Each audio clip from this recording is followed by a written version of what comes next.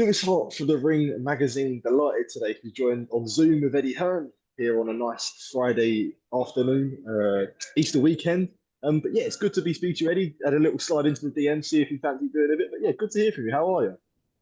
Well, I know you started getting jealous. I did a little bit with Coogan, a little bit with Parsons, and then I thought you needed to get your meat, didn't you? Do you know what I mean? Yeah, So you've probably got some kind of target that you've got to hit, and I was the only person that was going to deliver that target for you. So I'm happy to oblige, Lewis.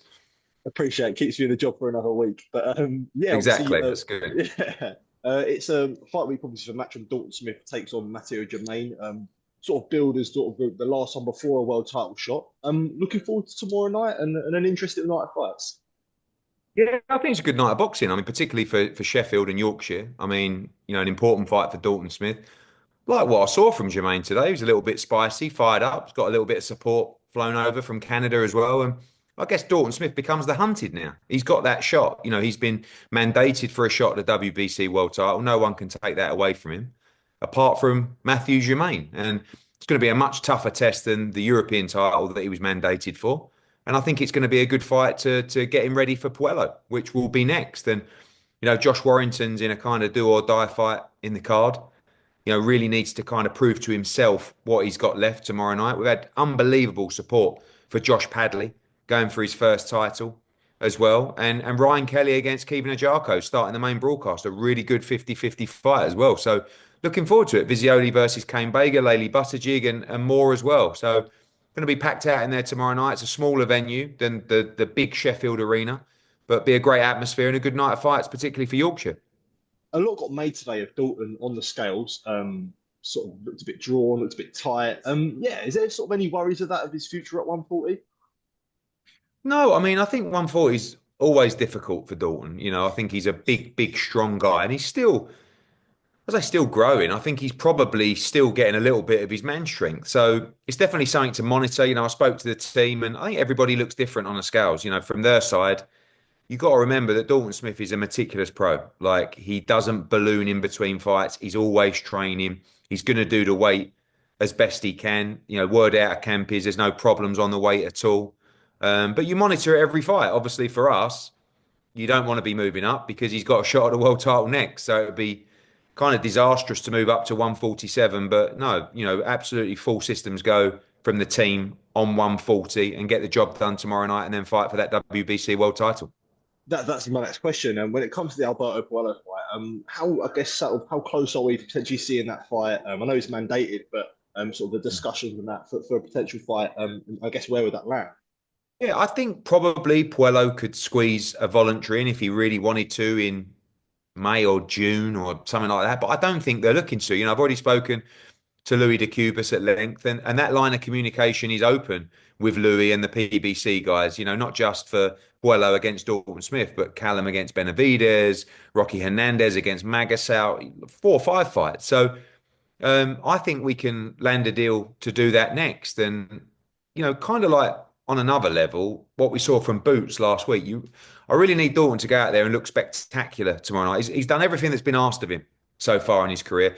Just got to keep going. Go out there and really get Sheffield excited about bringing a genuine World Championship fight to Sheffield. It's very unusual for a kid out of the Steel City to be fighting for a WBC world title. And I think if we can do that in the arena, it would be fantastic. And, could lead to all kinds of huge fights at 140, even outdoors at Hillsborough, maybe in 2026. Interesting. I wanted to touch on Vizioli as well. He's in a bit of a step up against Kane Baker. For yourself, when it comes to moving prospects, and you look at guys like Cameron Vaughn, who probably got moved quite quickly, when these guys that are young, sort of 21, 22, and they're getting sort of moved quickly, how do you sort of look at that movement, especially when it comes to if they want longevity as well in their Yeah, career? everything's about timing, and to be honest, that decision will come mainly from the training team and the management team, right? And in Cameron Vong's case, Sam Jones and everybody felt like they wanted to move him quick. They went for Gavin Gwynn, and he could have kind of unstuck that night, got the win, but it was a very, very close fight. And I wouldn't say they reversed a little bit, but they went and fought Jordan Flynn, looked great, got the stoppage, and now I think they should go back and fight Gavin Gwynn again, if I'm honest, because I think there's still a little bit of unfinished business there, and I think he'll beat him better this time. For Giorgio, you just don't want people to tread water for too long. Like, he's cruising through what we're putting in front of him. And I think Giorgio Visioli is British title level already. And Kane Baker is not. We love Kane. He's tough as old boots. He's probably an English title level guy. Um, and I expect Giorgio Visioli to beat him and look very good in doing it tomorrow night. But he's also a very tough man. If you let him sit on your chest and bring you into a dogfight, it's going to teach you all the things that you need to know about a dogfight. And at Yeah, some point, you need to know about them. Sometimes you're just too good to get in a dogfight. And that's maybe what happens tomorrow night. But it's the perfect fight. I think everybody's saying, sometimes when you're matching prospect, you look at a fight like that and everyone's going, good fight. Yeah, good yeah, fight. And if he cruises through that, I think he's ready to fight for the British title and Commonwealth title. Giorgio Visioli is an outstanding talent. Outstanding talent. I mean, I keep saying it, we are so lucky with the talent that we have. I'm sure we'll come on to Leo Atang shortly, yeah, but of course. like we have just got the best of the best worldwide. And the next 18 months to 3 years to 5 years are looking so good for us. And not just for us, but for British boxing. And yeah, this just a little bit of a test to see what Giorgio's made of. And I believe he's made of the right stuff, and I think he'll look great tomorrow.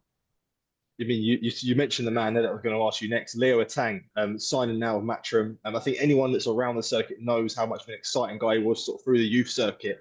You must be delighted that he's on board with Matchroom and you've got that long-term future with someone like Leo. Yeah, it's funny. I saw him win the under 19 World Championships, which is a big tournament. I mean, there's some great fighters in that. Obviously, look, he's a heavyweight. He looks $1 million. We know even from our promo that the likeness around AJ. There's a long way to go, but you can see that.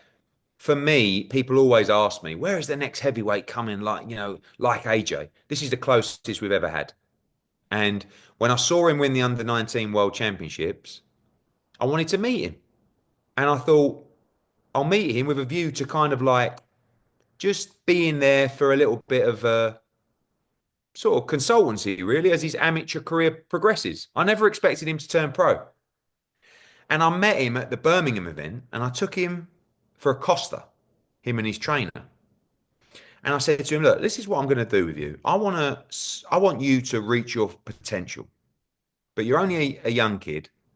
I think you should do a year or two in the amateurs and then look at turning pro. And what I'm going to do is I'm going to sponsor you, Matchroom, right? Because I've got this thing in my mind about I really want to start funding elite level amateurs, right? Not.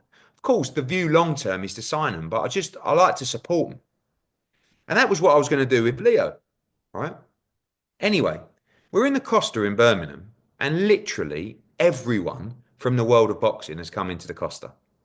And they're all looking at me sitting down with this kid, and they're all like, why is he sitting down with that kid? Anyway, the 3 months that ensued was a rat race to sign Leo Atang, managerial and promotionally, right? It was the worst thing I'd ever done. Because all of a sudden, I've just like alerted, like you say, people in boxing know about Leo Tang, but the fact that I was going out my way for this meeting, Yeah, everyone's on it, right? Every yeah, manager you can imagine, every promoter you can imagine. And we had a really good meeting. And when I met him again, I said, look, things have changed now. I said, what do you want to do? And he said, I want to turn pro. The trainer said, look, we can take him slow, 7 or 8 fights a year. He needs 3 years of development as a pro, right? Nice and easy. Like I said, 7 or 8 fights a year. And I said the same thing that I said to AJ. Go and meet everybody, meet the teams, and you need to make a mature decision and an educated decision about who you think's best for you. And thankfully, he chose Matchroom. And I can't wait because I've been looking for a little project like this for a long time. Another big, dangerous, fast heavyweight that punches seriously hard, that carries himself phenomenally well, that looks $1 million, that's carved out of stone, that talks really well. And the kid's a superstar in waiting, but it's a tough game and it's a tough division. And we'll bring him through in the right way. But yeah, the signing of Leo Atang, I think maybe we'll play this back in 3 years' time or even 5 years' time and realize what an incredible moment it was for us. And I truly believe this is going to be the next big heavyweight star of Great Britain. You spoke about sort of elite amateur talent, and when the tease was dropped by Matchroom, a lot of people were talking about Adam Macker as well. And he's obviously very good friends with Mm. Leo Atang. Is there any interest on the Matchroom side of someone like Adam Macker? Yeah, I mean, same problem. I mean, everybody wanted to sign Adam Macker as a manager. Sam Jones got him, and now everybody wants to sign him as a promoter. There's three, I call them like the three superstars. There's Leo Atang, Adam Macker, and Tia Ayton. And they all won the world under 19s. They're all unbelievable talent, like generational talents, I think. And we got one so far. And I want to give the game away. We want the other two as well. I mean, that's just I think they're the future of the sport. So hopefully we can add the other two to the roster, but we'll see what happens. Like I say, they're generational talents, those guys, and everyone wants to get them. The exciting journeys ahead for especially for Leo. Quickly moving on, we got the receipts from Eubank Junior's 50 grand to the undercard.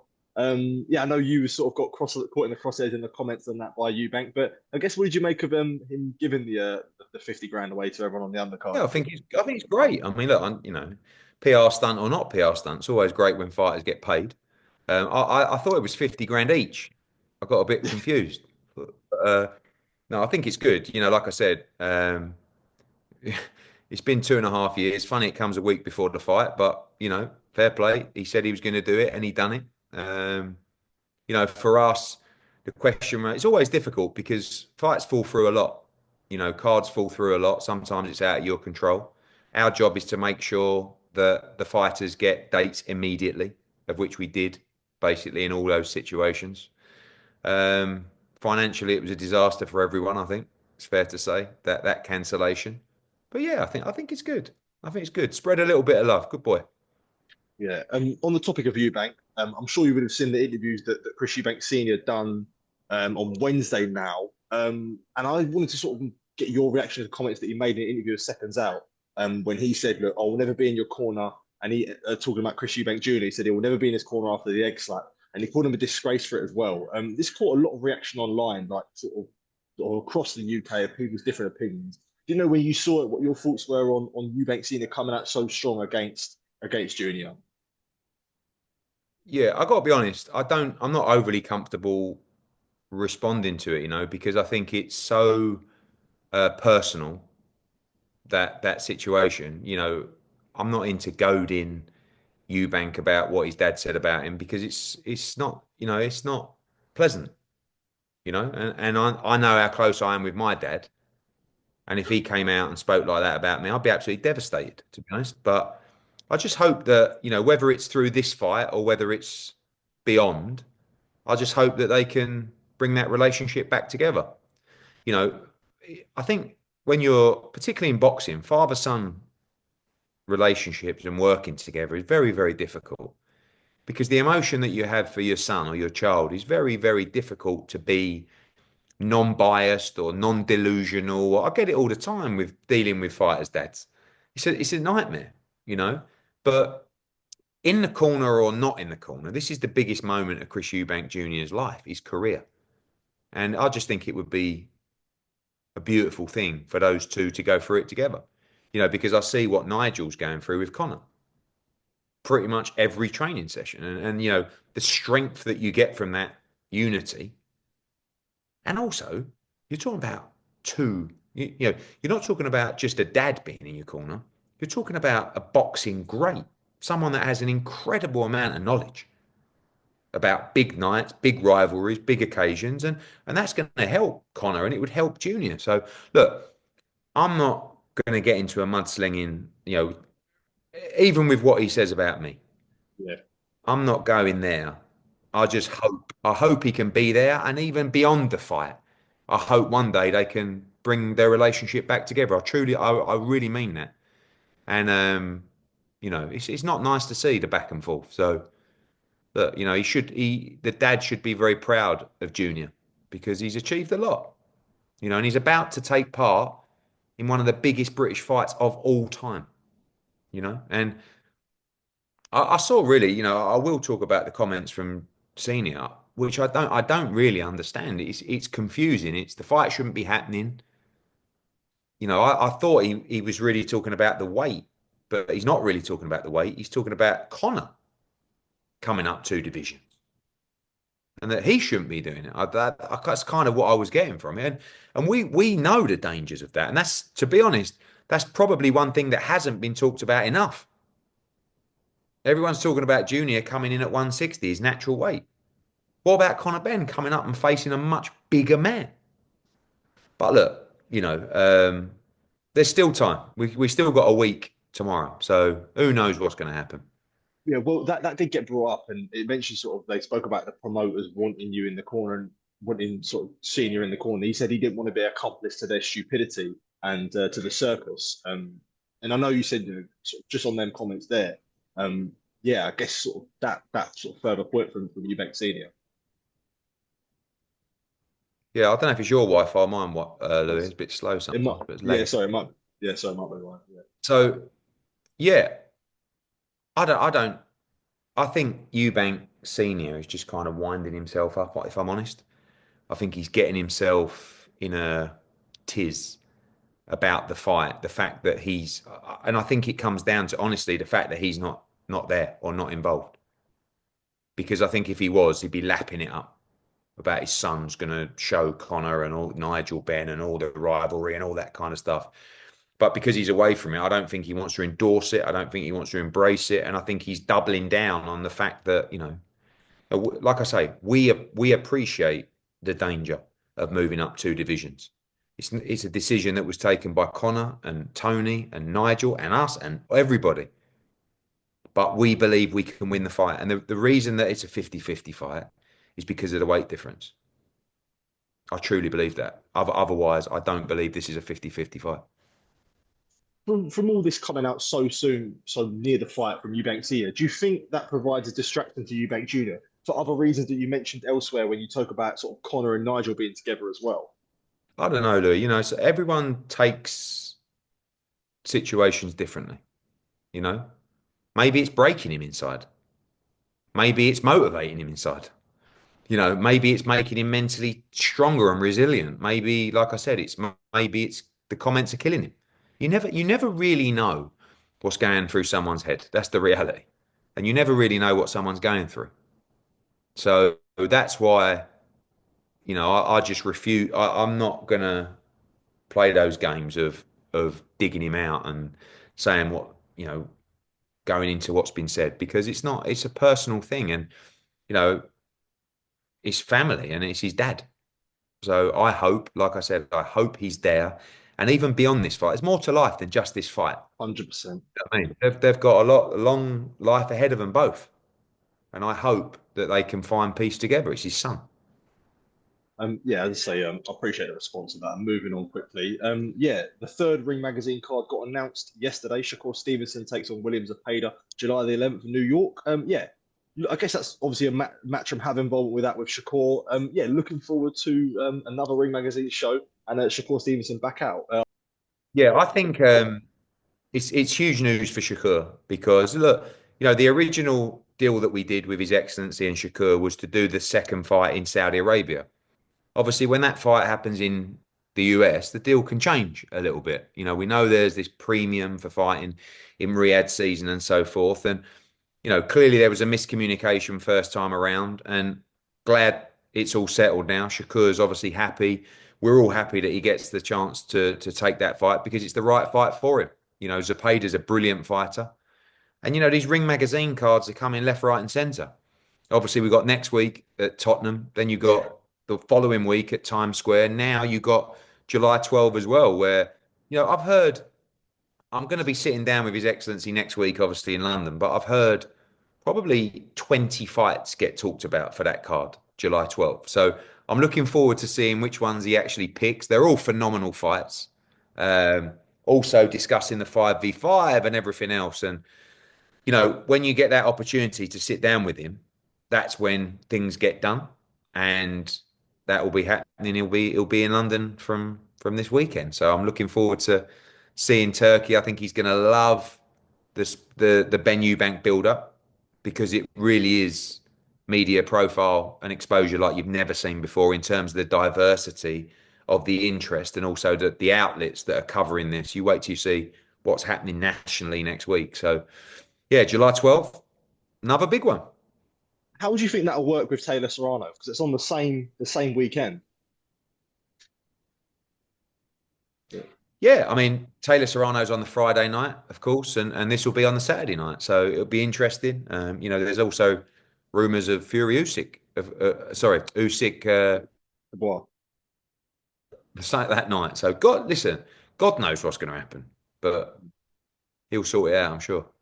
yeah. A final one from myself. Yeah, it looks like Whittaker Cameron situation's all sorted now. Yeah, what are your thoughts ahead of that fight on Sunday after it's now going 10 rounds? Yeah, I'm looking forward to it. Look, I think the whole thing was quite funny because, you know, look, mistakes can happen, right? I don't agree with Ben's. You could put in a contract that the fight was on a Friday, and it's Yeah, completely different. It's yeah. actually really fundamental to the material terms of the fight. Like anyway, but it's happened. I mean, it's cost them a nice few quid. And listen, Liam Cameron's made a nice few quid out of it. And I'm looking forward to the fight. You know, I really like Liam Cameron. I do think Ben Whittaker is going to win in style this time. But he's a tough man, Liam Cameron, and I think he'll give it everything. So glad they got it sorted. Um, like I say, it was an expensive situation, but you live and learn. And jokes aside, that they're the kind of mistakes that you know it's probably just under a six-figure mistake. And trust me, there are mistakes that can cost you a lot more money than that. So maybe it was a cheap lesson. We'll hope so. Eddie, as always, mate, a pleasure to speak to you. Appreciate you taking time to speak to me. And yeah, I'm sure enjoy tomorrow and enjoy the rest of the Easter weekend. Thanks for time. Appreciate it. Cheers, mate. Look forward to Cheers, tomorrow mate. night. We'll be there, Sheffield. Don't forget, Fight Day 5K tomorrow and Fight Night, Sheffield, Saturday. We'll see you there. Top man. Thank you, mate. Cheers.